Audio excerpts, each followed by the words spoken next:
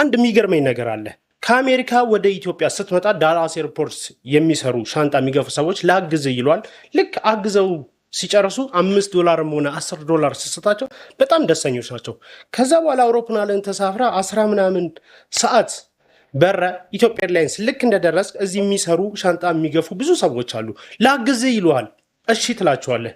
አንተም ይርዱኝ ብለህ 3-4 ሻንጣ ኪያስ ብቻህን በአንድ ጋሪ መግፋት ስለማትችል በቃ እንዲያግዙ እንትን ትላለህ። ከዛ ይዘውልክ ከተርሚናሉ ቤተሰቦች የሚቀበሉ ቦታ ድረስ ከሄድክ በኋላ ምንድን ነው የሚሉክ?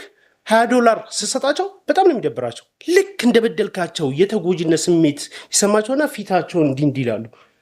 ጎዷቸው አንድ ስሜት ይሰማህና አንተ በቃ ሌላ ተጨማሪ $20 ስሰጠው አይኑ እንባ ያረግዛል። አንተም ግራ ይገባሃል። እንዴ ብራዘር ምን ሆነህ ነው? አነሰ እንዴ ስትለው ልጨምርልህ ወይ ስትለው ከሌለ ችግር የለም ይለዋል።